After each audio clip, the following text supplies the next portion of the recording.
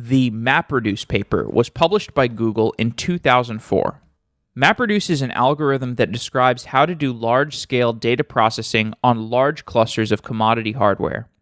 The MapReduce paper marked the beginning of the big data movement. The Hadoop project was an open-source implementation of the MapReduce paper. Cutting and Mike Cafarella wrote software that allowed anybody to use MapReduce as long as they had significant server operations knowledge and a rack of commodity servers. Hadoop got deployed first at companies with the internal engineering teams that could recognize its importance and implement it, companies like Yahoo and Microsoft. The word quickly spread about the leverage Hadoop could provide.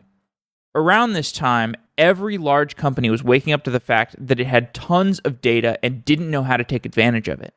Billion-dollar corporations in areas like banking, insurance, manufacturing, and agriculture all wanted to take advantage of this amazing new way of looking at their data. But these companies did not have the engineering expertise to deploy Hadoop clusters. 3 big companies were formed to help bring Hadoop to large enterprises: Cloudera, Hortonworks, and MapR. Each of these companies worked with hundreds of large enterprise clients to build out their Hadoop clusters and help them access their data. Tomer Shiran spent 5 years at MapR, seeing the data problems of these large enterprises and observing how much value could be created by solving these data problems.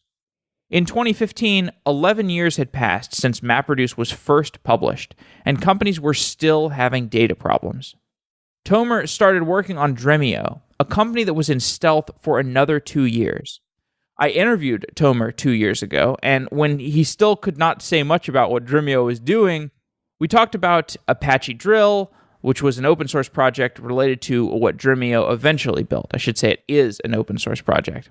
Earlier this year, 2 of Tomer's colleagues, Jacques Nadeau and Julien Ledem, came on to discuss columnar data storage and interoperability. And what I took away from that conversation was that today, data within an average enterprise is accessible, but the different formats are a problem. Some data is in MySQL, some is in Amazon S3, some is in Elasticsearch, some is in HDFS stored in Parquet files. And also, different teams will set up different BI tools and different charts that read from a specific silo of data. At the lowest level, the different data formats are incompatible. You have to transform MySQL data in order to merge it with S3 data. On top of that, engineers doing data science work are using Spark and Pandas and other tools that pull lots of data into memory.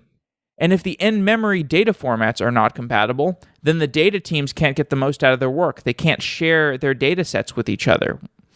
On top of that, at the highest level, these data analysts that are working with the different data analysis tools creates even more siloing.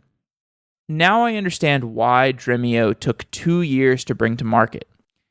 Dremio is trying to solve data interoperability by making it easy to transform data sets between different formats. They're trying to solve data access speed by creating a sophisticated caching system. And they're trying to improve the effectiveness of the data analysts by providing the right abstractions for someone who is not a software engineer to study the different data sets across an organization. Dremio is an exciting project because it's rare to see a pure software company put so many years into upfront stealth product development.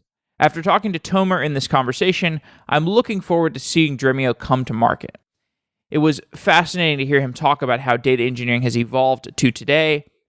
And some of the best episodes of Software Engineering Daily covered the history of data engineering, including an interview that we did with Mike Cafarella, who was the co-founder of Hadoop. We also did another episode called The History of Hadoop, in which we explored how Hadoop made it from a Google research paper into a multi-billion-dollar, multi-company industry.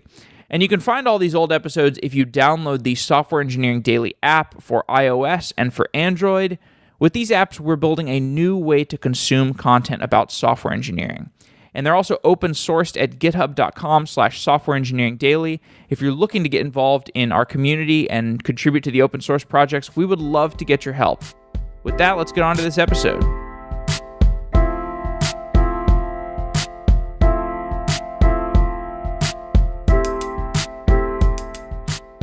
You are programming a new service for your users, or you are hacking on a side project. Whatever you're building, you need to send email. And for sending email, developers use SendGrid. SendGrid is the API for email, trusted by developers. Send transactional emails through the SendGrid API. Build marketing campaigns with a beautiful interface for crafting the perfect email. SendGrid is trusted by Uber, Airbnb, and Spotify, but anyone can start for free and send 40,000 emails in their first month. After the first month, you can send 100 emails per day for free. Just go to sendgrid.com/sedaily to get started. Your email is important. Make sure it gets delivered properly with SendGrid, a leading email platform. Get started with 40,000 emails your first month at sendgrid.com/sedaily. That's sendgrid.com/sedaily.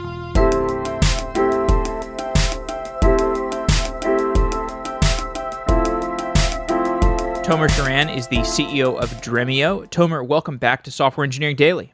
Oh, thanks for having me. The last time we spoke, we were talking about Apache Drill, and in another episode, I talked to your colleague, the CTO of Dremio, who is Jacques Nadeau, and we talked about Columnar Data in that episode. And in both of these episodes, I knew that the two of you were working on this stealth company, Dremio. I didn't know much about what you were building. Now that the product is out, I want to take a top-down approach, and we'll discuss what Dremio is, and then we'll discuss the technical topics that we discussed in the past two episodes and sort of how they relate to the construction of this product. To start off, it's 2017, and we've got teams of data scientists, data engineers, data analysts, these data teams that are also working with software engineers.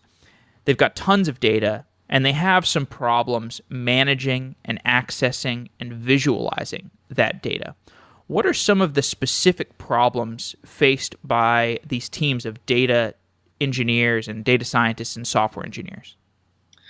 Yeah, so if you think about our personal lives and how easy it is when we go home and we have a question and we go online and ask that question on Google, and 1 or 2 seconds later we have an answer, right? And we have this amazing experience with data in our personal lives, and that extends to smartphones, and we want to book travel, and within 2 minutes we book travel, and it's very simple. But then we come to work, and it often takes us months to be able to answer a new question or create a new visualization, especially when you get to the enterprise where data is distributed all over the place and kind of owned by different teams, and a lot of work has to happen in order to make that data available for somebody to be able to ask questions to it on that data. So that's kind of the core problem, and a lot of times you'll see companies go through lots of kind of ETL work where they're extracting and transforming data, and they have to figure out some kind of data warehouse where they can load that data into and make it available. And it's just a lot of work, and that takes months to do. And so that's a big challenge. Some of this data is sitting in Amazon S3, some of it's sitting in Elasticsearch, some of it is sitting in Mongo. Is the data in all of these different places, is it in the right format to be queried by these data teams? It may or may not be. I think the world has moved to a place where we have lots of different types of data stores, and each of these data stores is really optimized for building different types of applications. And so developers that build an app on web app may choose Mongo because that's easier to build the app there, or for some other use cases, Elasticsearch, and maybe put the log files on S3. Really, they're kind of optimizing for what's the best place for me to put the data for the application that I'm trying to build, as opposed to for the type of analysis that somebody may later want to do with that data.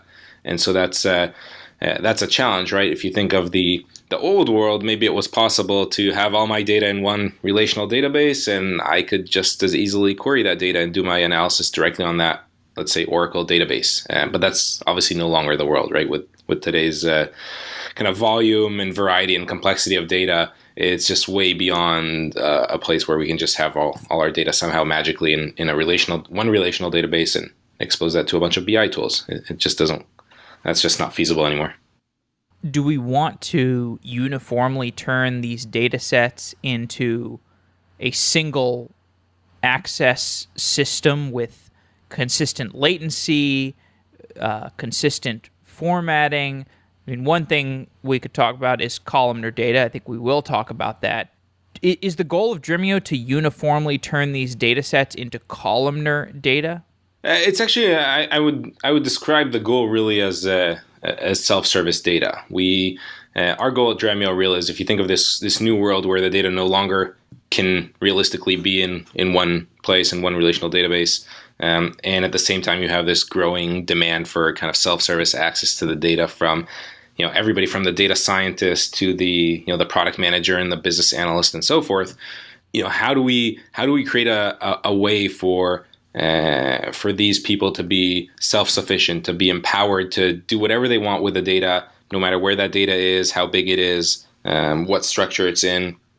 And so to do that, we have to solve a variety of different problems that the traditional data infrastructure just doesn't deal with, right? If you think about historically, we've had data in different places. We would then have to ETL that data into maybe some kind of staging area, like a data lake or a Hadoop cluster or something like S3, and then querying directly on that kind of system is more often than not too slow. So companies will tend to ETL a subset of that data, maybe the last 30 days or the last or some aggregate level data into a data warehouse, and that's not fast enough. So they create cubes and they pre-aggregate into other tables in the data warehouse, and maybe they extract into the BI servers.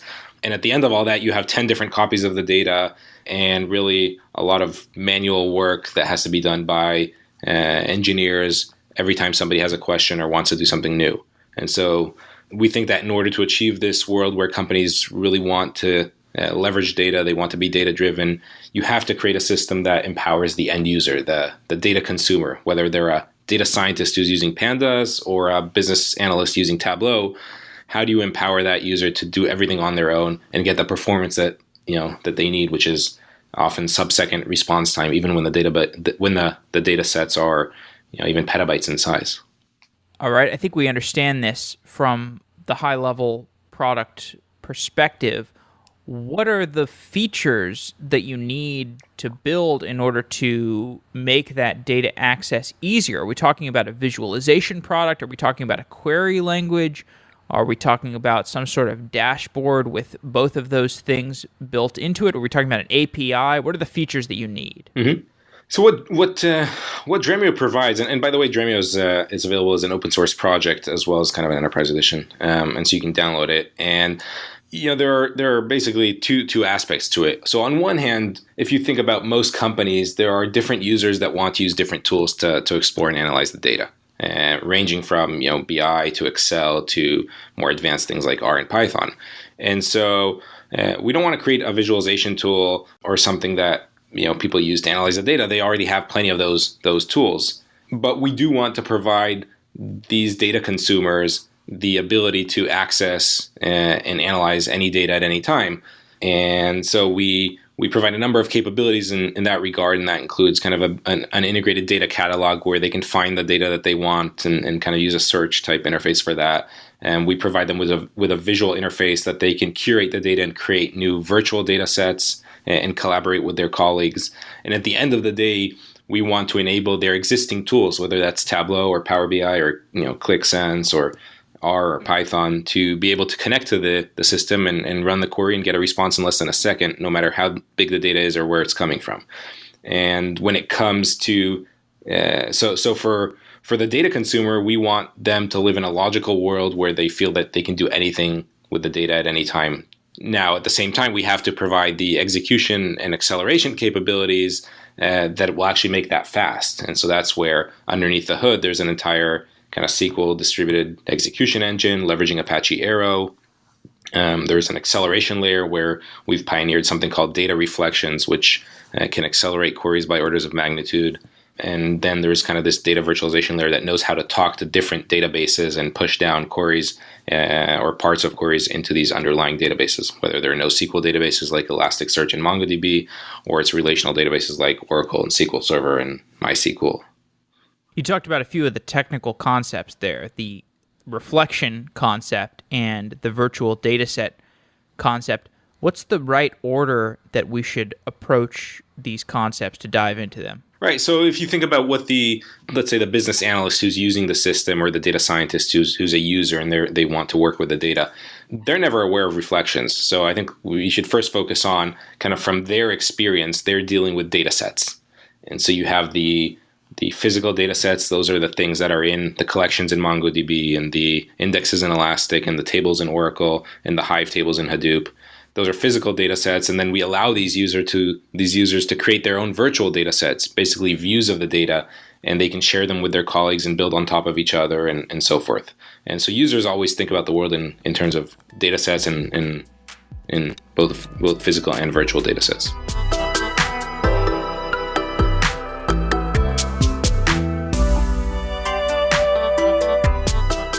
DigitalOcean Spaces gives you simple object storage with a beautiful user interface. You need an easy way to host objects like images and videos. Your users need to upload objects like PDFs and music files. DigitalOcean built Spaces because every application uses object storage. Spaces simplifies object storage with automatic scalability, reliability, and low cost. But the user interface takes it over the top. I've built a lot of web applications, and I always use some kind of object storage. The other object storage dashboards that I've used are confusing, they're painful, and they feel like they were built 10 years ago. DigitalOcean Spaces is modern object storage with a modern UI that you will love to use. It's like the UI for Dropbox, but with the pricing of a raw object storage. I almost want to use it like a consumer product. To try DigitalOcean Spaces, go to do.co/sedaily and get 2 months of Spaces plus a $10 credit to use on any other DigitalOcean products. You get this credit even if you have been with DigitalOcean for a while. You can spend it on Spaces or you can spend it on anything else in DigitalOcean, and it's a nice added bonus just for trying out Spaces. The pricing is simple. $5 per month, which includes 250 gigabytes of storage and 1 terabyte of outbound bandwidth. There are no costs per request, and additional storage is priced at the lowest rate available, just a cent per gigabyte transferred and 2 cents per gigabyte stored.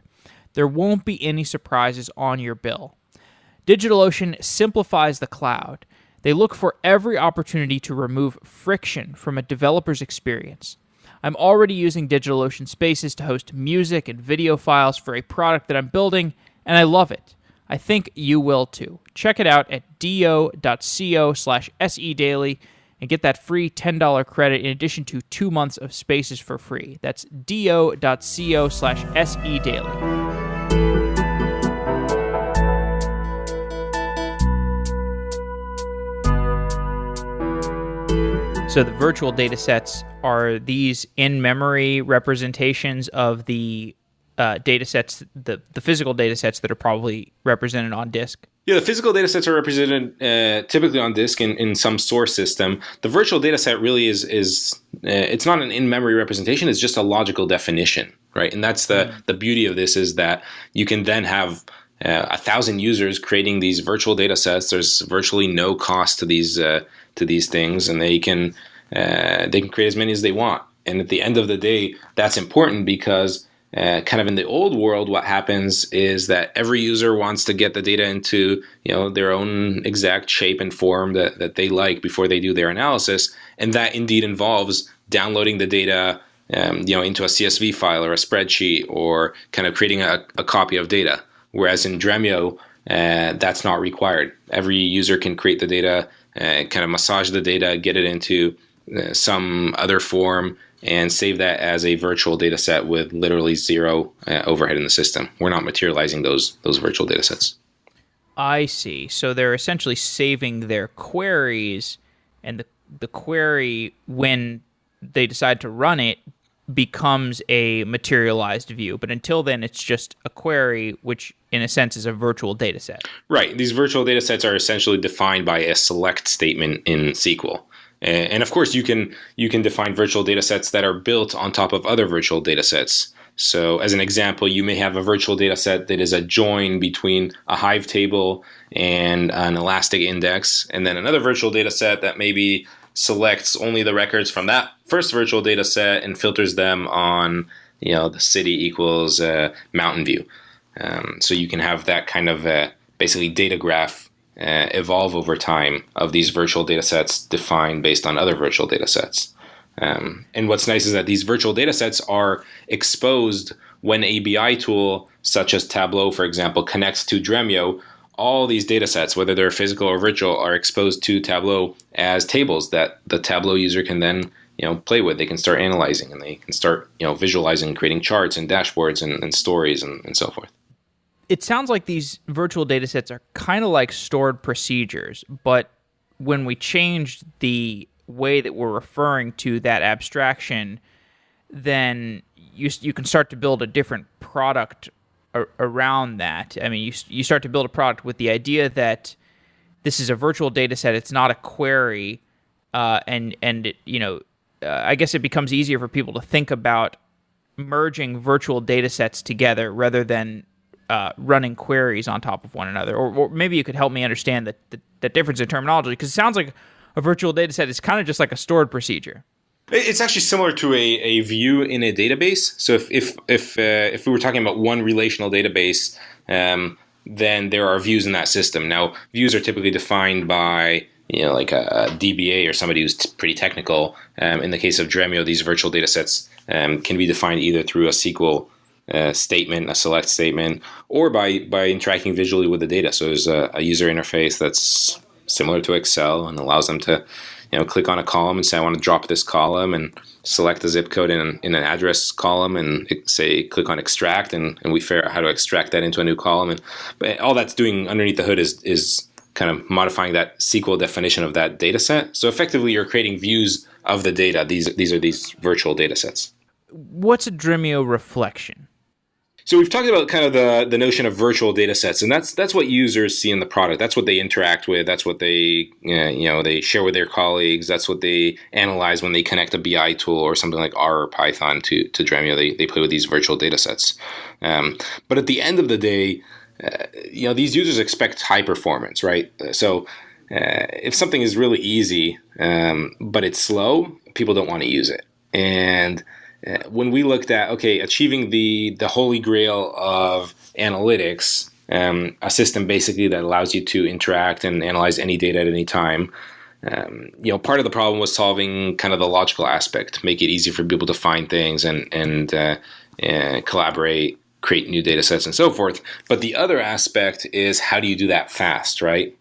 And there are a lot of challenges in that regard, because oftentimes the data is in a system that just physically won't let you query it fast, right? If the data is in an Elasticsearch index and you're trying to join two indexes, and that requires scans of these indexes, well, if that system can only do 20,000 records per second per core, it's only so much speed that you can have when you're doing that kind of analysis. And so really what users want is they want a response time of up to a few seconds in most use cases, regardless of how big the data is. And that's where the reflections come into play. That's basically our kind of unique IP that we've developed to allow us to provide interactive speed queries regardless of the size of the data and the location where the data lives. And so that's a lot of the magic of the system from a performance standpoint. I want to ask a little bit about the proprietary stuff. I know you probably can't tell me exactly what it's doing. My sense is that it's a complex caching system that does maybe some eager loading in certain situations, something like that.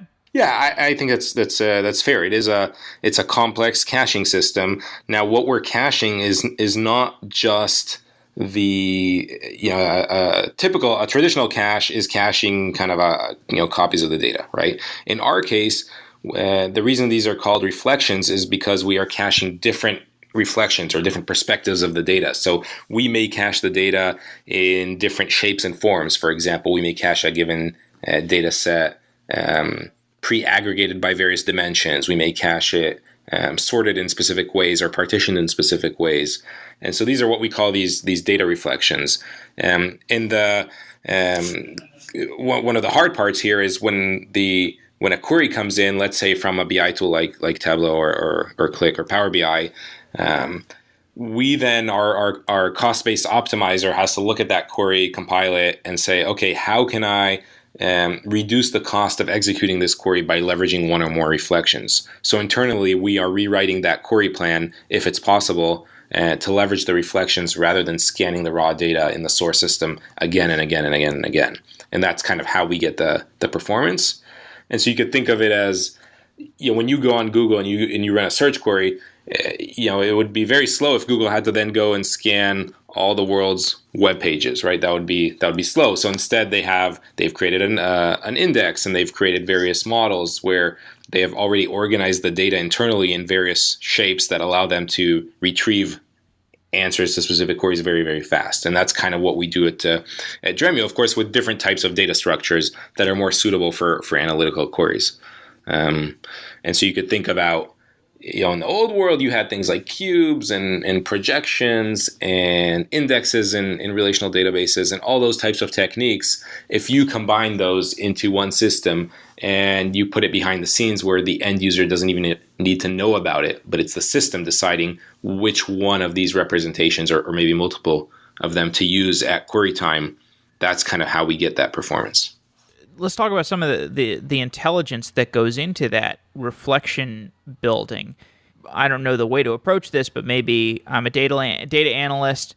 I've got a MySQL database, an Elasticsearch cluster. I've got 3 or 4 other data sources. I build some virtual data sets, and if I was naively requesting those data sets at different points throughout the day, it would take forever to build those virtual data sets because they're just large sets of data. It takes a while to query them and pull them from disk into memory. But with the Dremio, if I've got this Dremio reflection, it's going to intelligently have some of that information cached. It's going to make it accessible to me in my BI tool a little more aggressively. What are you doing that's intelligent that gets that data into something, gets things going faster? Like, can you just give me some guidance for what you're doing? Yeah. So let's start with where do these reflections live? So the reflections live. Yeah. They live in a persistent store, and we have 3 options. We can leverage S3 to store these reflections. We can leverage HDFS or a Hadoop cluster, any kind of Hadoop cluster for these reflections, and then we can also just leverage the local disks of a Dremio cluster and stripe them across that. And that's good for cases where you don't have Hadoop and you're not running in the cloud. And so you can do that as well.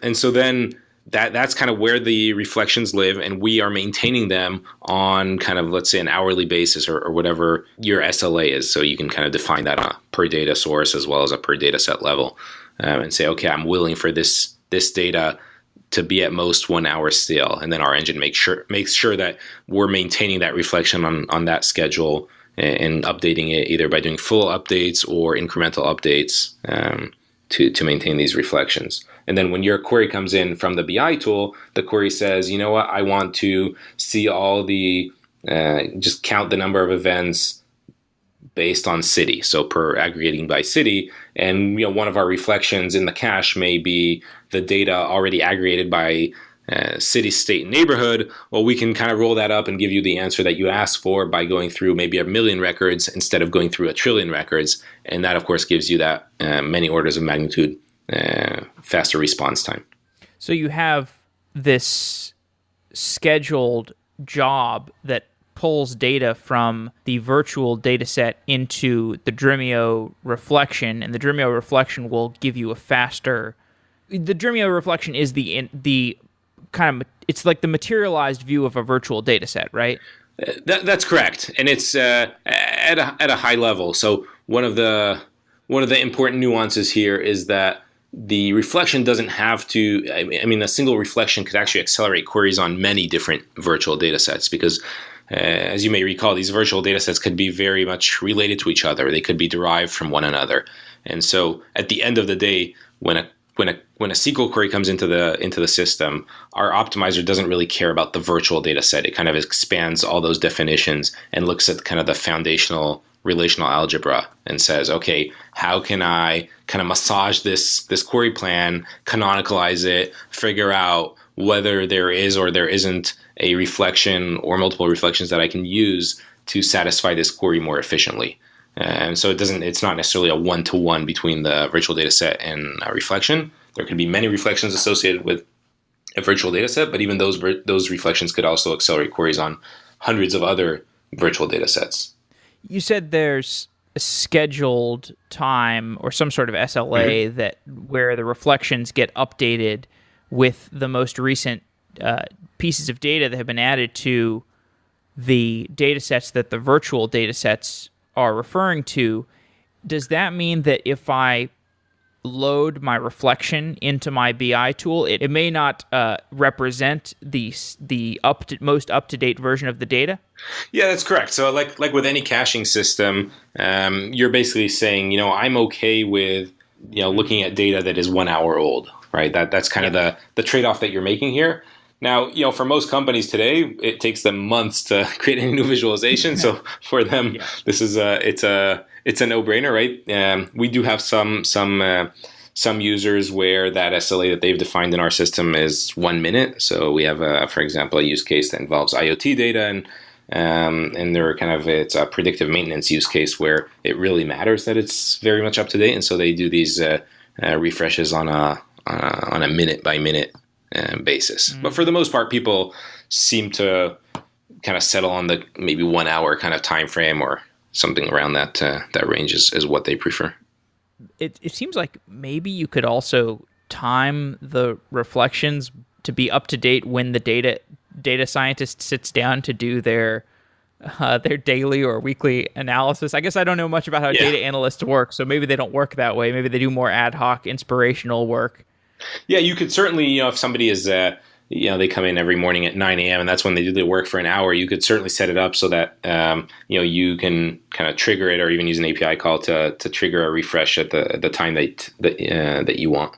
There are also all sorts of kind of sophisticated capabilities here around how these reflections are maintained. And so sometimes you may have a situation where you have different reflections that can be built off of each other rather than each of them being built from the source data. And so then we internally maintain this you can think of it as a graph, a dependency graph of reflections, and we'll automatically figure out what's the right order in which we should refresh these reflections so that we're kind of minimizing the amount of load that we put on in the case of an operational database, on that operational database.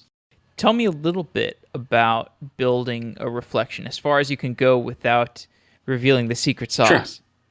So the reflections are actually stored in we use the Apache Parquet format, combination of that and some elements from Apache Arrow, and then added some optimizations on that. So that's basically the format on disk of each of these reflections.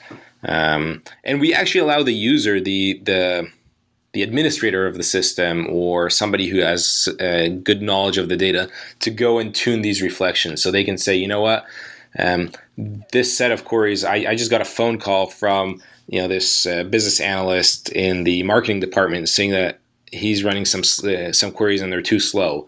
And so as an administrator of the system, I could say, let me add a new reflection that's optimized for that type of workload.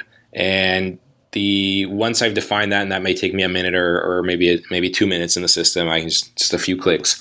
That marketing user will now have very, very fast response time, and they won't have to change any of their kind of client application or their, if they're using something like Tableau, they won't have to change the worksheet or their dashboard. It's entirely transparent to the end user.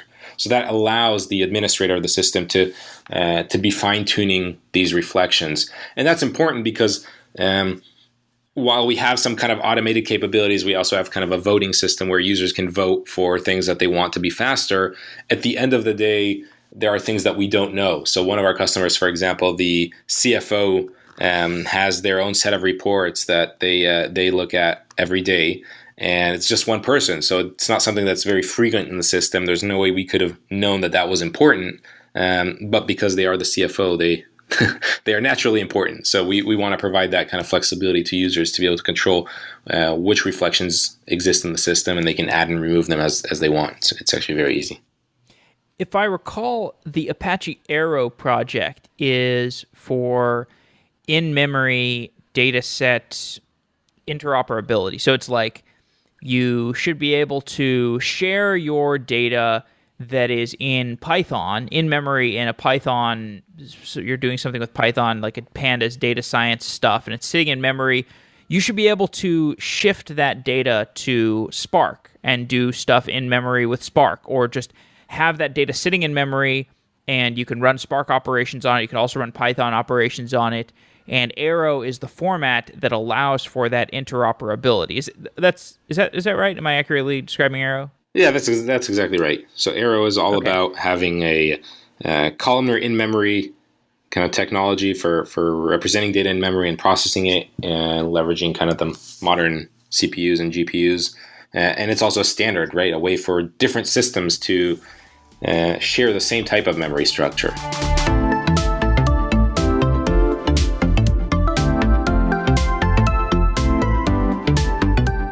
At Software Engineering Daily, we need to keep our metrics reliable.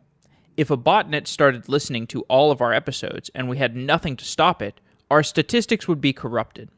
We would have no way to know whether a listen came from a bot or a real user. And that's why we use Encapsula, to stop attackers and improve performance.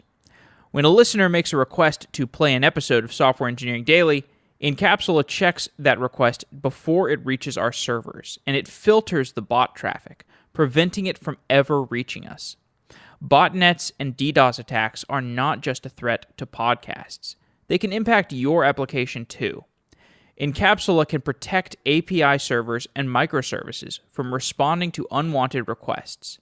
To try Encapsula for yourself, go to encapsula.com/2017podcasts and get a free enterprise trial of Encapsula.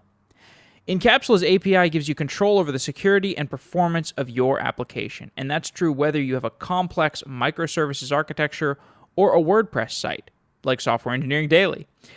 Encapsula has a global network of over 30 data centers that optimize routing and cache your content.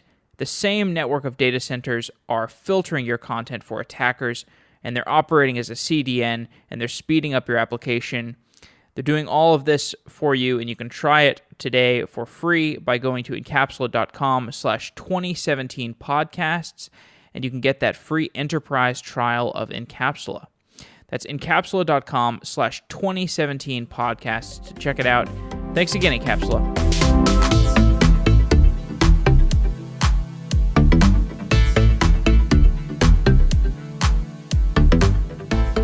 So if you've got like data in a MySQL database and an Elasticsearch cluster and 3 other data sources, and you want to get that from a physical data set that is, has been earmarked as a virtual data set that people like, and you want to pull it into a reflection, you maybe want to get all that data into Arrow, all in the Arrow format, so that it's all interoperable, and then you get the Arrow format put into Parquet, so it's in an on-disk consistent format, and then you put the on-disk format into a reflection. Is that right? Yeah. So everything in Dremio, as soon as it leaves the disk or the source system, it becomes Arrow format. So all of our internal execution is based on Arrow, and that means that as soon as we read records, a batch of records from Elasticsearch or from HDFS, immediately that becomes a batch of Arrow in memory.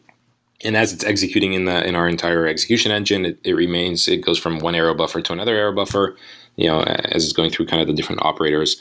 And then you can also take that, the results of an execution, and you could, the goal really is to be able to use something like Python or, Pandas supports Arrow as its high performance memory representation. So now imagine being able to take the result of a join, whether it's just a join of 2 tables in Hadoop or S3, or a join across different systems, and be able to do that analysis in Pandas without having to deserialize and serialize data. So that's really the goal with Arrow, and it's something we at Dremio put out open sourced about, I want to say a year ago, and has since become kind of the standard memory representation for pandas, and NVIDIA's GPU data frame, and some of the GPU databases now use it as their in-memory representation as well. So it's quickly becoming that what we had hoped, which was to create this industry standard way to represent data in memory for analytical use cases. And so when those reflections get pulled out into the BI tool, so are the reflections getting pulled out into Arrow and then being read by BI tools? Well, one of the things we've done is we've developed a very high performance kind of translator from Parquet to Arrow. And so when the reflections are stored in Parquet, because there are efficiencies in Parquet that we can leverage, especially with how we use Parquet to store the data in a very, very highly compressed way. But once we want to read that data, immediately we read it into kind of the Arrow format. And as more and more of these client applications, such as Python and R, but in the future also various kind of commercial BI tools embrace Arrow as their way of kind of ingesting and leveraging data, and some of them are actually working on that right now, you'll have an extremely high performance way to move data into those systems as well without having to go through kind of the traditional ODBC protocol. I see. So today, maybe things are not as fast as they will eventually be because, just to refresh people, you've got, the end-to-end explanation. You've got a MySQL database, an Elasticsearch cluster, 3 other data sources. Everything's got different latency. All the data has different structures. You go into Dremio, you label some of those physical data sets as virtual data sets that I'm going to want this join between my MySQL database and the data in Amazon S3 or RDS or something. Mm-hmm. And you get that join labeled as a virtual data set. On some scheduled basis, that virtual data set gets translated into a Dremio reflection, which is a materialized view that sits on disk so that you can access it, basically cached on disk, so that you can access it faster, so you don't have to do the entire join on the fly. You've just basically got it cached on disk, and then it's cached on disk in Parquet format, which is a columnar format, and people who want to go back and listen to the episode I did with Jacques to learn more about Columnar Data, they can do that. We went really into detail on the Parquet and Arrow stuff. And then, so it's sitting on disk in Parquet. When you want to access it from a BI tool, today you might need to figure out how to translate, or maybe there's some plugin. I think you said ODBC. I don't know much about what that is. Open database something. Anyway, but so in order to pull that from the Parquet file into your BI tool, there is some degree of latency or something because there's not an easy Arrow translation layer. Maybe you could disambiguate that process, what you were referring to. Yeah, so today if you're using a client application on your desktop, whether that's, let's say, Excel, or if you're using something like Tableau, right? Those tools typically use an API called kind of a local API called ODBC. There's another one called JDBC for Java applications, and that's how they want to talk to databases. And so then you have kind of an ODBC driver for each database on that client machine, which means that in the case of Dremio, we can maintain everything in Arrow all the way to the client over the network. But then it does have to get translated from Arrow into kind of that ODBC API so that these kind of traditional BI tools can use it. That doesn't have to happen for things like data scientists who are using, let's say, Pandas, because Pandas now supports Arrow as a native memory representation. It can actually do operations on that. And Wes McKinney, who's the creator of Pandas, is actually one of the primary contributors on the Arrow project. And so for some tools like Python, for example, you don't need to go through that translation, while for other tools that are, let's say window applications like Tableau, you do need to go through that translation. Over time, we expect that more and more of these client applications will simply embrace Arrow natively, and they'll not have to go through that translation layer that they all have to go through today. But that's an ongoing thing. I think for depending on the use case, it may or may not matter so much. So oftentimes for BI tools, because the amounts of data that are being shown in the tool usually aren't very big, right? At the end of the day, it's painting dots that a human eye, in the case of something like Tableau, the human eye needs to be able to see all these dots on that report. So it doesn't really help that there are a billion dots. You can't really visualize that. So most of the time, these data sets are much, much smaller because what's happening on the back end is that Dremio is already getting the instructions from Tableau to aggregate the data by city and state and customer. And so we're already doing that aggregation and just sending back a much smaller amount of data. What's interesting about this project to me is I think you and I first talked a couple years ago when we were talking about Drill. We did the show about Drill, and Dremio was just a splash page with very little information. And now you've got a full-fledged project, and it makes total sense to me. It's unlike anything I know of. Maybe there's something internally at Google where they use something like this, but it sounds like a pretty cool and differentiated project where you've got a moat in the sense that you've got this caching system that you've developed. I'm sure that'll get more sophisticated over time.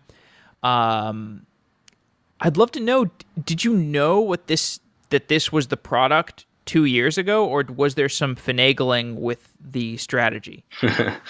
I mean, it's we kind of knew at a high level what we wanted to achieve. I had come from I was one of the early employees at MapR. I was the VP of product there, spent 5.5 years. And, one of the things I observed over those years kind of the emergence of big data was that it was just way too hard, right? At the end of the day, people wanted to leverage data, but they then had to go hire, 20 data engineers and, train everybody. And it was very hard to get value out of the data, especially to enable non-technical users as well to get value out of the data.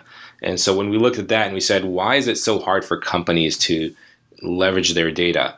That was kind of the initial question we were trying to answer.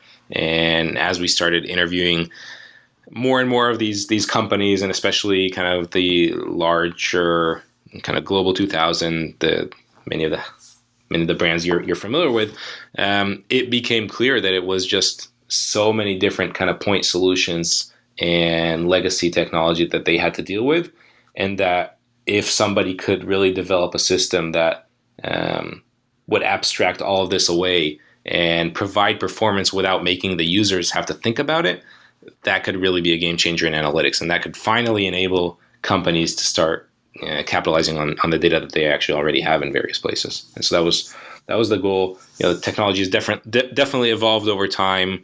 We had to build an entire engine from the ground up for this purpose. We couldn't use any existing SQL engine or drill or any of those things. That none of those kind of met the needs for the performance and the types of things we're doing with reflections. So we built that, and we ended up building Arrow as part of that, and actually open sourcing that along the way. Now, when we launched the company, we also said, what, all of our executive team actually comes from companies like MapR and MongoDB and Hortonworks, and has a ton of experience with open source, and we think that's the right strategy in 2017. And so Dremio is itself an open source project now that many companies are downloading every day and putting to use. The Dremio open source project itself, meaning thing that pulls from Parquet files, basically, or what is the Dreamy open source project? Yeah, actually, everything we talked about today. So that's all open source. You can go to dremio.com or our GitHub page and download the software and run it on a cluster, either your Hadoop cluster, or you could run it in the cloud, and connect to your different data sources. And oh, I see. Okay, so the thing that is not open source is essentially the reflection builder. And so if you're not using the Dremio enterprise product, the business model, you're pulling from your virtual data sets and you have to schedule yourself when are these virtual data sets going to get materialized and when am I going to pull them into memory. No, actually, the only thing that's not open source, so the reflections and the acceleration capabilities are all open source as well. They're all part of the community edition. What's not in the community edition is, first of all, kind of the enterprise security. So the ability to connect to LDAP, for example, for user authentication, the ability to control access to different data sets. And then the second thing that's not available in the community edition is some of the connectors to things like Teradata and IBM DB2. So some of these technologies that are much more enterprise oriented. Oh, okay. Yeah. Those connectors are like between the reflection and the client side application, or is it between the on disk physical data set and the reflection? Well, it's actually so Dremio will connect as a system. You can go, the first thing you'll do is you go to our UI and you'll say add source, and you'll connect to your different data sources. And that includes your Elasticsearch clusters, your Hadoop cluster, your MySQL database, and so forth. So you're connecting to your different data sources. And so if you're using the community edition, you can connect to something like 10 different data sources. And then there are a couple, just a few that are only in the enterprise edition. So that's kind of the difference there. Regardless of which edition you're using, users can log in, they can create new virtual data sets. You can, as an administrator, you can manage the reflections that are happening that are being maintained behind the scenes and help with acceleration. So we think that certainly a startup could get started with Community Edition and use that in production at any scale, up to 1,000 servers without a problem. And not have to pay anything. I guess I'm still not quite. I mean, I fully believe this business model makes sense. I'm having a little trouble understanding it. So where does the Teradata and the DB2 connectors or whatever? So basically, sure. I mean, you just basically described a world in which there is a long tail of ways to access your data. And unfortunately, you want to be able to do joins between your Teradata or your DB2 or whatever databases were used in the COBOL era. Maybe that's DB2, and you want to be able to work with these data sets just like your RDS cluster and your MySQL. You want to use them like they're modern data sets. And in order to do that, you should have some sort of connector that plugs them into Dremio. And I'm just having a little bit trouble understanding what that connector is, because that's part of the premium offering. Yeah, so maybe let's take a step back, right? Dremio has connectors. As part of our software, we ship connectors to different data sources, right? Data sources are, the Teradata, the Oracle, the SQL Server, the Hadoop, S3, and so forth, right? So we have a collection of different connectors, and we're constantly adding more and more of these connectors. And this is what allows our software to connect to different data sources, to push down queries into them, to be able to read data from them, and so forth. And so for users of and then when a BI tool, for example, like Tableau, or a tool like Pandas in the Python world connects to Dremio, we look like a single relational database to that tool. So we're abstracting away all the different data sources and making it all look like one relational database where you can join things together and so forth. If you're using our community edition, you're able to connect to Elasticsearch and S3 and Hadoop and Mongo and SQL Server and so forth.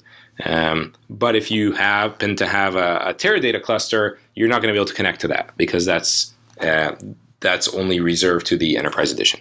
Okay, all right. I think I got it. And so the motivation for building Arrow or starting the open source Arrow project, that's pretty interesting, because you were that was basically a way of crowdsourcing the connectors between the on-disk representations of the physical data sets that you could label as virtual data sets. That was a way of crowdsourcing. How do we get those virtual data sets into our execution engine so that we can model it however we want and put it into our Dremio reflections? Yeah, Arrow. When we talk about crowdsourcing, there's it's a long game, right? To create a world where everything in the industry uses one memory format. I mean, first of all, that's never going to it's never going to happen entirely, but it's something that's going to take time, right? So, over the last year, we've seen a variety of different technologies now embrace Arrow, and that's of course helpful for us as well, and just helpful in general for the industry. Yeah, no, I didn't mean to phrase it like it's like a Machiavellian thing. It was just like, what's the, if we do these three things, will that get the community going in a direction that really lifts our boat in the way that we need? Because it's going to raise all boats, but we've built a really big boat. Yeah, exactly. That's exactly right. Right. So our goal was, hey, let's provide value. I mean, the only way you're going to get anything adopted by anybody else is if you provide value to them. Right. So, the fact that we provide Arrow, which is, a great library for dealing with data in memory and solves a lot of problems that a bunch of people otherwise would have to solve themselves. Right. And they don't want to if there's something open source that they can just adopt. Right. So we put that out there. Why does that benefit Dremio? I think it indirectly benefits Dremio because, Arrow is the memory format that we chose as well, of course. And so by having other systems talk and use that same format, we can then have over time better and better interoperability with different systems. Since we're talking about open source now, I think it's worth taking a step back and looking at the history of this, because it's a pretty crazy lineage. I think I understand the lineage. The Dremel project originally came out of Google, and that's like Dremel, that's phonetically similar to Dremio, so I'm assuming Dremel was the ancestor of Dremio. And Dremel was kind of this columnar, it's like a columnar, it's a system for doing faster analytics. BigQuery is based off of Dremel. Mm-hmm. That's Google's BigQuery service. It's very popular. And I think Drill had something to do with Dremel. Was Apache Drill, was that kind of the open source version of Dremel? Well, it's hard to say the open source version of something, right? Because Google builds projects internally. They don't really open source them. Right, they white paper. Yeah, they write a white paper. So Drill until recently, Drill was a SQL engine. It is a SQL engine primarily focused on kind of Hadoop, and there are a number of others like Hive and Impala and Presto that kind of serve a similar purpose of having being a SQL engine, right? Dremio is a very different type of project, obviously, just from the fact that the whole kind of acceleration of queries, being able to accelerate queries by orders of magnitude, and having a way for users to kind of collaborate and curate data sets in the system, and then also being able to push down queries into all these different types of systems. So it's a very different system. You're right that the name Dremio did, we were looking for a short company name that had an available domain name, and that was kind of hard to find. So we ended up with that, but it's I'd say the vision and kind of what we're doing is a lot broader than what these kind of SQL engines were doing. It's catchy. I like the narwhal. And I think it's funny. You compare the Dremel strategy, or the basically the big table strategy, where Google released these white papers, and then the community would sort of like shamble slowly towards the Google infrastructure, and everybody's constantly 10 years behind what Google has because Google just releases these white papers. You compare that to today, the Kubernetes and TensorFlow strategies, where they open source it and everybody immediately adopts what Google is doing, and then Google gets to kind of similar to the sort of Dremio / Apache Arrow thing. Google has built the biggest ship, so they get, when the rising tide lifts all boats, they get the most value out of it. What do you think about that contrast between the white paper strategy and the open source strategy that Google? Do you think this is a shift in Google strategy, or do you think they're going to be selective with the white paper versus open sourcing strategy? I think it's definitely a shift, and I think it started when they kind of started investing more in their cloud infrastructure, right? They realized that if they want to appeal to companies to leverage Google Cloud, right, they need something to draw them there, versus Amazon being, of course, the first player in the market and the largest player, and Microsoft being having kind of owning the enterprise, if you will, right? So what is their strategy? And I think they realize that if they can open source some of these technologies, get developers to start using them, if they're the best place to host that Kubernetes environment or TensorFlow workloads, then that gives them an advantage. So yeah, I think it's a smart move on their behalf. I think they also observed what happened with some of these white papers, right, where they going back kind of to the, let's say, the MapReduce days, right? They read a white paper on MapReduce, and then it was implemented years later in the open source community. Of course, when Google came and said we want to provide a cloud service, they couldn't then offer their superior MapReduce service because it was a different API, and everybody had already built apps on the open source version. So I didn't realize that. Yeah, so I think that the probably lessons learned in terms of let's get people developing on our APIs early on, right? Hilarious. Sure is a great world for developers these days. Yeah, it is. There's a lot of free stuff out there, and you can download things, and that's also why even if you look at the world where we are in at Dremio, where we're actually closer to that business analyst and data scientist, where actually a lot of tools are proprietary. We still thought that the right strategy was to provide something open source because it encourages that kind of bottom up adoption where people can go download it. They love that, their ability to get started. They don't have to talk to a salesperson. The developers hate that. I hate that. Did you build a visualization tool? Your own visualization tool? No, we built kind of from a visual standpoint, our UI looks like Google Docs for data sets. So, people can create new virtual data sets. They can collaborate, share them with their colleagues, and kind of build on top of that. And then there's a kind of a data set editor where they can curate the data. They can massage the data, but we don't provide that kind of last mile visualization the way a BI tool would. So we very much prefer to partner with companies like Looker and Tableau and Qlik and so forth. But that Google Docs style stuff, all that's open source? Yep, that's all open source. That seems pretty unique. That seems pretty differentiated. Nobody does that, right? Like Looker and Periscope data and stuff, they don't do that stuff, right? No, that's correct. So Looker very much focuses on the kind of the analysis as opposed to getting the data ready. And so we actually partner very closely with Looker, and we actually share a board member with them. Oh, of course. Okay, so interesting. All right, that's okay. Let's then in that case, let's kind of, I guess we're drawing to an end. So let's kind of close off with the contextual stuff. So what is the most modern data scientist doing with Dreamy? I mean, we talked a little bit about the Periscope data / Looker set of tools. What are the tools that the most modern data scientist is using today, and what are they doing with them? Yeah. So another way to think about it is, there are companies whose goal it is to provide self-service visualization or self-service kind of data science, right? That these are companies like Looker or Tableau, or Microsoft Power BI, right? That's what they do. Dremio's goal is to provide self-service for everything underneath that. So if in the past you needed to have a data warehouse and a bunch of ETL tools and cube building technologies and pre-aggregating data and extracting data and all that kind of stuff, we wanted to create self-service at the data layer. So for that entire data platform. And so then you have an entire end-to-end stack that's self-service, both the visualization, and that comes from Looker, Tableau, Power BI, etc., and everything underneath that comes from Dremio.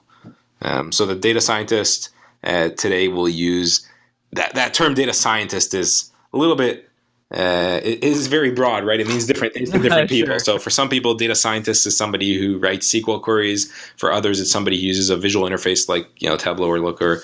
And then for other people, it's more of a kind of a machine learning person who builds models and deploys models, and that they may be using something like Python or R for that kind of use case. And the Dremio business model, are you modeling yourself after? Because I'm trying to think of an analog. It's not really like the MapR world that you come from, because the whole MapR, the MapR and Cloudera and whatever. There's a third one also that I'm forgetting. Hortonworks, right? It was interesting because that model of company, it became sort of like a consultancy type of model, but I think part of that was because this was so hard to do, and everybody wanted Hadoop, everybody wanted the big data, but nobody had any idea how to set it up, and so you really needed this group of consultants to come in and help you set up and give you enterprise software that made things easier to use, we're kind of in a different world, and Dremio does not need to be anything like that. Or am I getting it wrong? Oh, you're 100% correct, right? So it was very refreshing to go from the Hadoop world where you sell somebody Hadoop and now it takes them 6 months before they get any value out of it, and to a world where on the first day that somebody starts using the system, they're already solving kind of really hard business problems that they were having for a long time, right? So the spark that you see when we demo the product to people and they see the actual demo, they and they love it. That's really refreshing. And so we don't sell professional services. There's no need for kind of consultants. We can help them on the first day to install it and integrate with their systems. But that's really all they need. But when it comes to kind of the open source and the business model, I would say of the three Hadoop vendors, we're most similar to Cloudera probably in that we kind of take the community edition, which is kind of an open source Apache licensed version, and then we have an enterprise edition, which has additional functionality that people pay for. Okay. All right. Well, Tomer, this has been a fantastic conversation. Really technical, interesting product, but also very subtle business model. I love talking to you, Dremio guys. So you should continue to do more shows. I'm looking forward to it. Yeah, thanks so much for hosting me. I really enjoyed the conversation. All right, wonderful. Simplify continuous delivery with GoCD, the on-premise, open-source, continuous delivery tool by ThoughtWorks. With GoCD, you can easily model complex deployment workflows using pipelines and visualize them end-to-end with the value stream map. You get complete visibility into and control over your company's deployments. At gocd.org/sedaily, find out how to bring continuous delivery to your teams. Say goodbye to deployment panic and hello to consistent, predictable deliveries. Visit gocd.org/sedaily to learn more about GoCD. Commercial support and enterprise add-ons, including disaster recovery, are available. Thanks to GoCD for being a continued sponsor of Software Engineering Daily. Wow.